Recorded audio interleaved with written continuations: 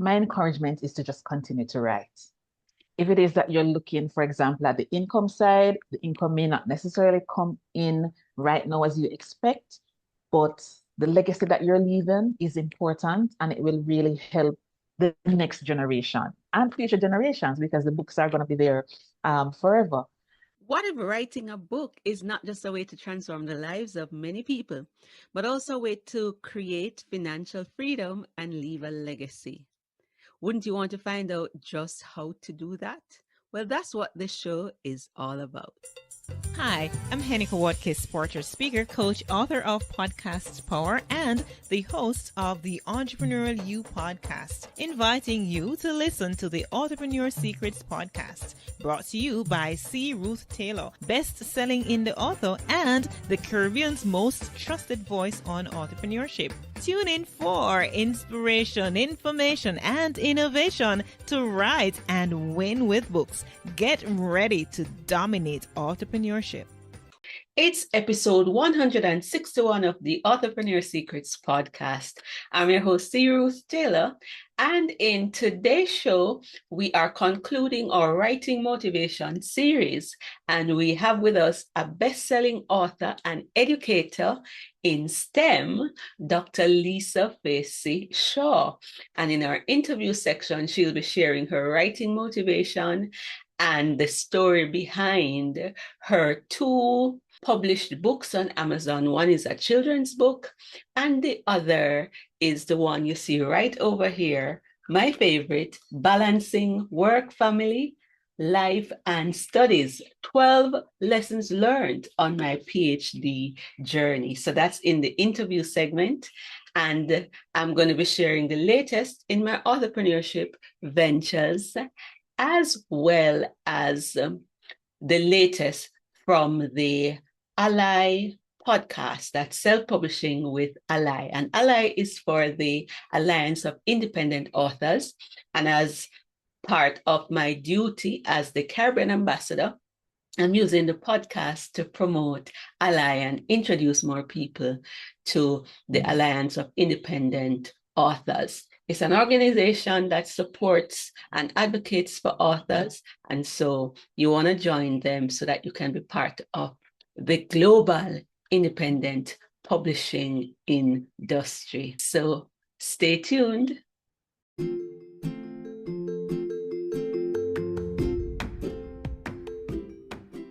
Your book is the perfect spark to get the fire going in your personal life, career, business, or ministry. Light that book spark today. All right. In terms of the latest in my entrepreneurship ventures, I want you to go to authorpreneursecrets.com/summit and register for the Caribbean Authorpreneur Summit if you are not already on my mailing list. I'll put a link in the show notes so you can register for the summit, because we're going to have a toolkit that will have the marketing strategies, some of the giveaways from the authors, and just some notes from the summit, so that sometimes you don't have to rewatch the 1-hour videos. You can just take these notes, get what you want, and begin to implement those strategies. All right. So the Caribbean Authorpreneur Summit is the place for Caribbean authors to shine. It's the place where we empower you and help you to understand more about author entrepreneurship, how you can do more with your books and use your intellectual property as a tool for socioeconomic development. So we have inspiring stories, and we have guests from time to time who will give us some practical insights and tips so that we can move from struggling authors to thriving entrepreneurs, right? And that's author entrepreneurs. And this year, in particular, the focus, in addition to our staple session on how to publish a book, is on marketing. And this is the area that authors struggle with the most. And so we want to provide practical tips, strategies, steps, and tools that you can use to market your book. In our opening session on January 25th, 4, that's a Friday at 10 a.m., we're going to be having Dave Chess on, and you can listen to last week's episode to get to know Dave a little bit more. He's a book marketing guru and software developer extraordinaire, developing tools like Atticus and Publisher Rocket. And my team and members of my group have been buying Atticus. Think about also buying Publisher Rocket. It will help you with your marketing. In that session as well, we're going to have back my favorite romance author, Aminata Coot. She is going to be sharing her story and the strategies she's using to market books. And then in every session, we're going to be having a Q&A, so you can ask questions. And so I want to encourage you to join. It's going to be on YouTube, the Authorpreneur Secrets YouTube channel, and you don't want to miss it. Then in the evening session, it's going to be sponsored by Heart Publishers. That's a new independent publishing services company founded by Daphne Ellis.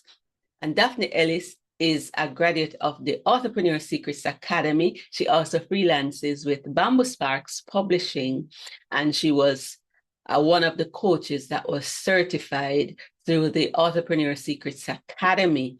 And so she's now offering publishing services, and she has led a number of projects for us in Bamboo Sparks, and we want to say congratulations, Daphne. And 2 of the projects she worked on will be featured. The authors of those projects will also be sharing their stories and how they've been marketing and selling their first 1,000 copies. So we're going to have Dr. Angela Brooks, that's the Deputy Director of Public Prosecutions from the Turks and Caicos Islands. Daphne managed her publication project, and it was a huge success. Another publication project that Daphne worked on was with Keith Wedderburn. That also became an Amazon bestseller. He's the founder of Bluefields Organic Farm, a very successful entrepreneur, and his story is just amazing, and Daphne worked with it. So that's day 1. Next week, I'm going to be talking some more about day 2. And we also use the summit to encourage you to take the publishing challenge, become a member of the Authorpreneur Secrets Academy, where we have this publishing support group, our membership group, that we support you and help you to publish your book for less than $1,000 US.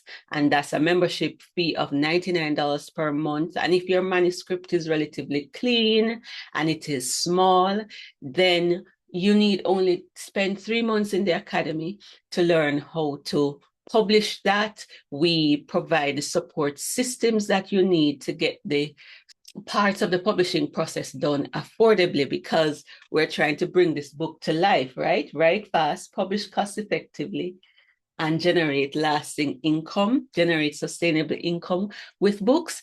And so during the academy is when we open up, and it's a limited entry period, because, you know, the average cost of publishing a book independently or self-publishing can be anywhere between $2,500 and $5,000 on average, depending on the size of the book, how much editing you need, all of that. But we share with you some secrets to cut down your cost so that you can still outsource affordably. And so we want you to take this publishing challenge with us and join the Authorpreneur Secrets Academy membership group in January when it opens. And I'll put a link to that in the show notes, and you will hear more about it as we go forward. And so it's going to be streamed on YouTube, the summit. You'll be hearing more about what we're doing to raise up more independent authors in the Caribbean. And we have some big announcements coming up for the summit, and it is going to make 2025 a very exciting year for independent authors and independent publishers in the Caribbean and the diaspora. So you don't want to miss that. So that's the latest in terms of my authorpreneurship ventures. And now let's get into our ally segment. That's the Alliance of Independent Authors.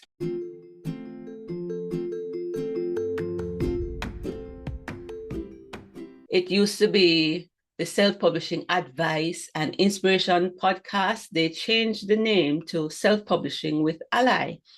And there, for us members, there's usually like a weekly roundup. And from their podcast, I picked out this episode, which is relevant to the show because we're talking about publishing cost effectively. And it's with Anna Featherstone and Michael Hanaran, founder of Publish Central, about ways authors can save money when outsourcing publishing tasks. So it's how to save money when outsourcing publishing tasks. It was such a wonderful podcast.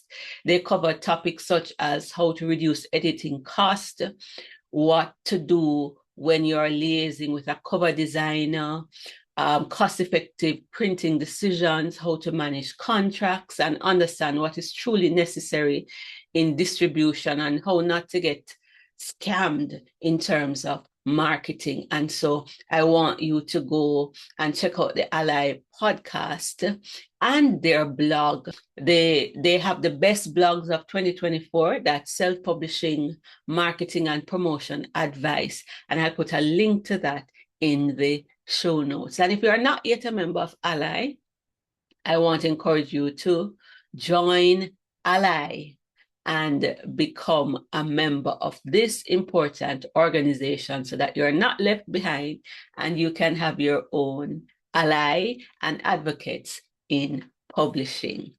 All right.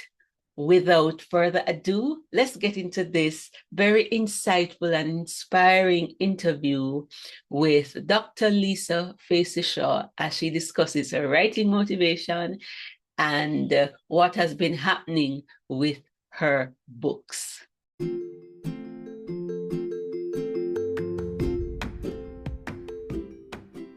Today I have with me Dr. Lisa Facey-Shaw. She's an Amazon best-selling author and educator. She completed her PhD in the field of technology-enhanced learning at the Open University of Netherlands in 2019. She has over 20 years of experience in higher education and has been actively involved in administrative and service responsibilities. Although she has a career in STEM, Dr. Shaw is also creative. Her book, Balancing Work, Family, Life, and Studies, 12 Lessons Learned on My PhD Journey, was published in April 2023 and became an Amazon bestseller in the category of graduate studies books. 1 year later, in April 2024, that's this year, she published her children's book, Help! My Parents Are Hungry. Dr. Facey-Shaw enjoys creative writing and lives in Jamaica with her husband and 2 children. Without further ado, let's welcome Dr. Shaw to the show. Thank you so much, Ruth. I'm happy to be here. It is really a privilege. As we were talking before the interview, I was sharing with you about my own doctoral journey and some of the challenges I've been having and how reading your book has been helping me to move forward. So I want to thank you first and foremost for writing that little manual, that little guide when we're doing higher education studies and you're working, for me, in my case, building a new business, and most startups tend to fail. It has been a challenge, but your book and the lessons, it has been truly encouraging. And so let's talk about your writing journey, because you did not write in your field of studies. And we want to find out why not. Talk to us about how you got started in writing. Well, first of all, thank you so much for the endorsement of the book. I'm really happy that it has actually helped you. And I hope others who are on that journey to studying and, just want some encouragement along the way to finishing strong. So thank you for that endorsement. So I've always loved creative writing. And even though I'm in the technical field, it is something that brings me joy. I grew up with a love for reading. And as a child, I loved to read many books. I had an uncle, for example, who would just carry books for me, and I just loved to read. I loved to read the papers. And so that love for reading eventually led to a love for writing. And so early on, I would write small poems and plays. And a colleague of mine actually encouraged me once to enter the JCDC creative writing competition. And, for the two times that I entered, I actually earned awards. The first time, a merit certificate for a radio play that I wrote, and the second time, the children's story, The Adventures of Jonah and Mesky the Mosquito. And that earned me a Choice Writer Award. It was the best junior writer in that category. And so I've always loved creative writing. And so it was no surprise then that I wrote outside of the field. And for that particular book on balancing work, family life, and studies, that really came out of my own journey as a full-time mother, wife, educator, and what you had to do to just really effectively manage all of those commitments. And I wanted to just encourage others along the way, as you have shared and others have also shared with me, some colleagues and others, how just finding that time, for example, to write and that motivation to persist, especially if it's something like a PhD where it takes a long time and that you really have to have that motivation to continue. And so that book was born out of that experience. So I'm really, really happy that it could have encouraged you. And again, I hope it can encourage others along the way. Okay, wonderful. That leads me to ask a question. So recently, I started noticing that people are not just talking about STEM, science, technology, education, and math, but they're talking about STEAM. And I'm wondering what's the connection, given that you have been recognized for your work in STEM, but you're also a creative. You're talking about poetry, drama, and the different things that you have done. Can you make the connections for us? Why from STEM to STEAM? Right. So with STEAM, you have the arts also playing a significant factor in education. And there's this recognition that you not only need the technical subjects and the technical areas, but you also need to have that arts, the arts that give rise to creativity, the arts that give rise to design, the arts that give rise to just how literature and all these other areas, how those actually play a role in terms of how you design, in terms of how different people have different styles and different personalities, and they too can bring something to the table.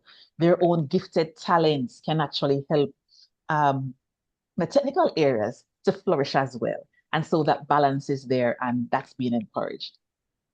I love it. And it reminds me of Steve Jobs, what they did with Apple, because it's a technical field, but what put Apple on the map was that element of art and design. And design, especially, right? Stood Definitely out. so. So it makes Definitely sense so. that they're having, the STEAM as part of that. Because we're not one-dimensional. For me, I started off as an educator teaching general science and Spanish.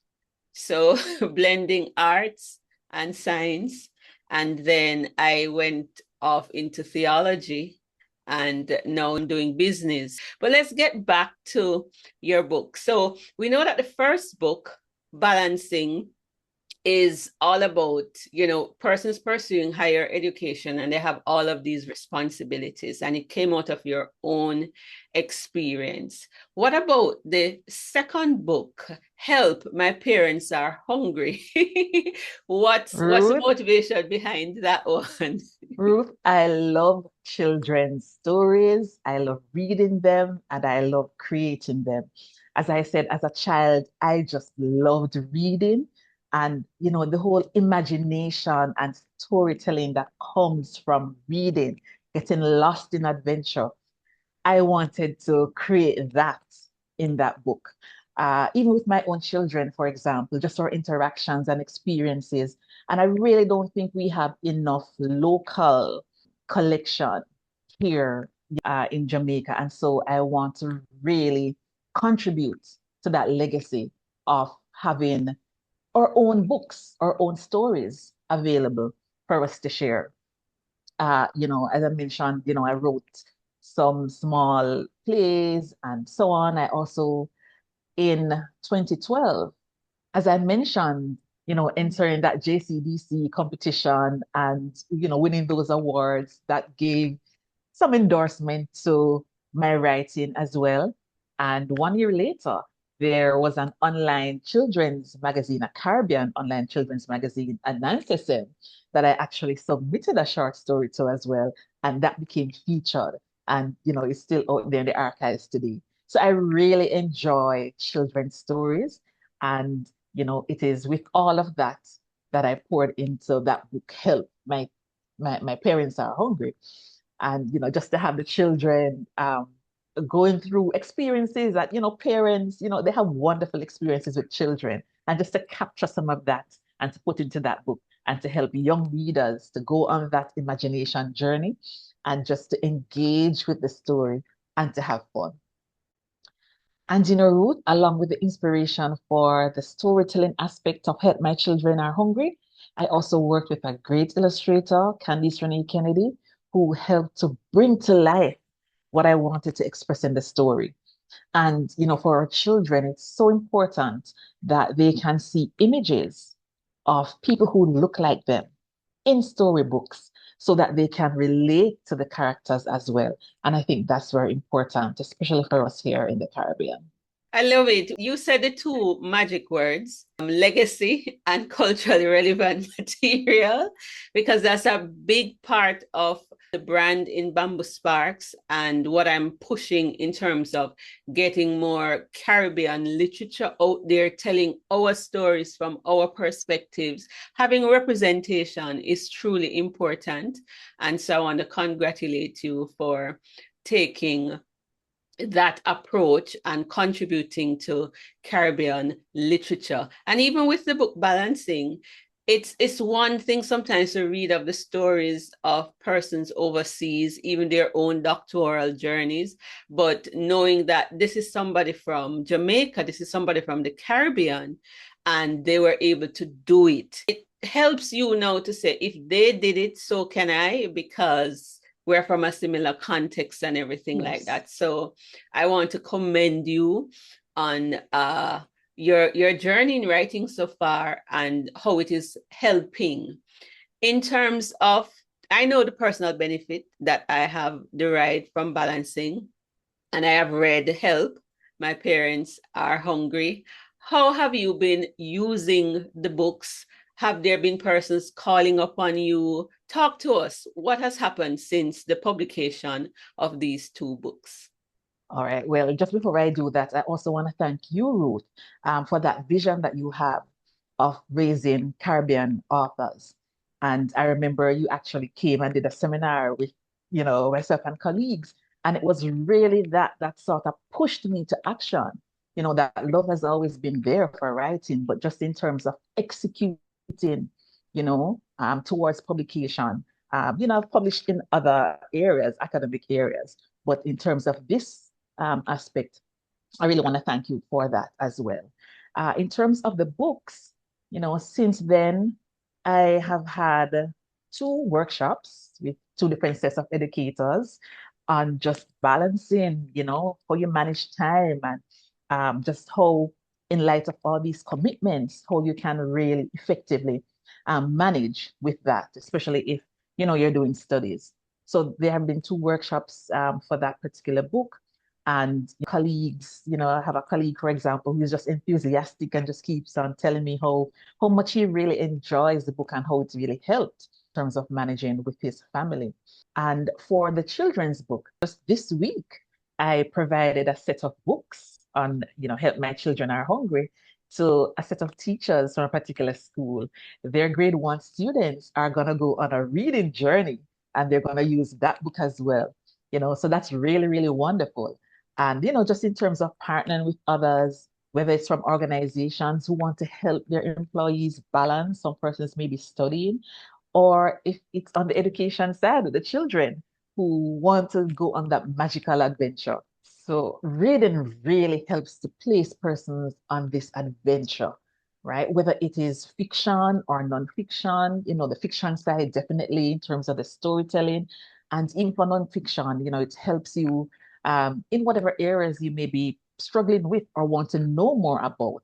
It really helps. So I'm happy that so far the book has allowed me to, contribute in those areas, and I look forward to other contributions and partnerships. I love it. So you've done workshops, and I trust that from this interview, more persons will invite you, workplaces, other universities, the students themselves pursuing Yes. higher education, and that more schools will come on board.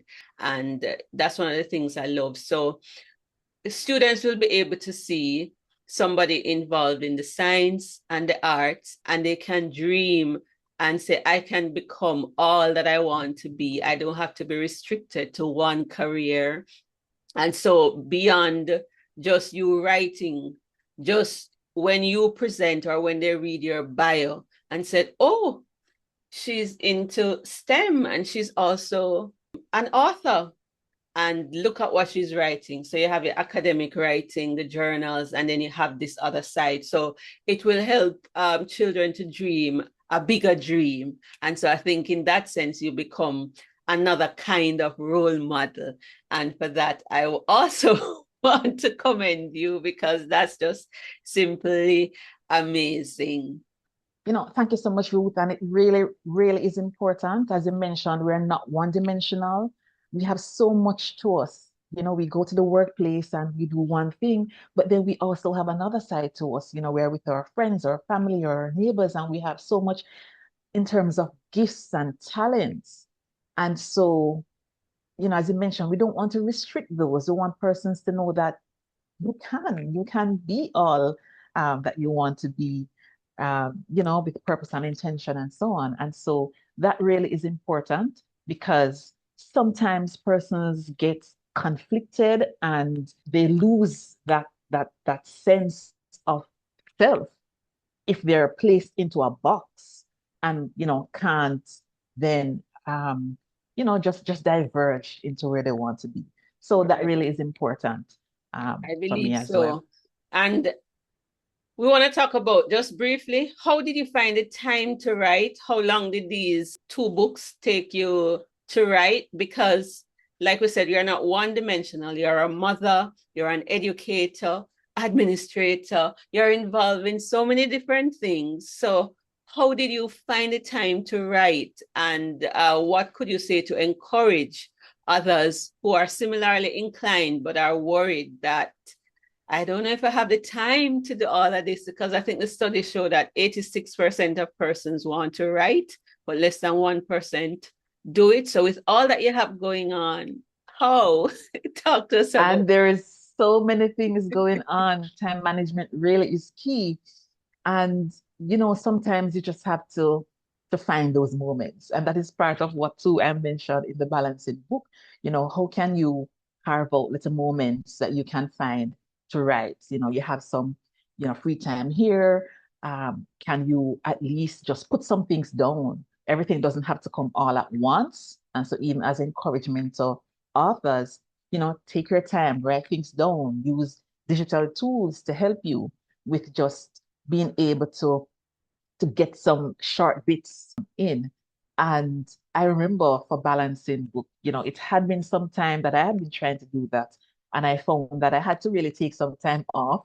And with that time off, I was able to, as one of the outcomes, to complete that manuscript, and then, move it towards publication with Bamboo Sparks, of course.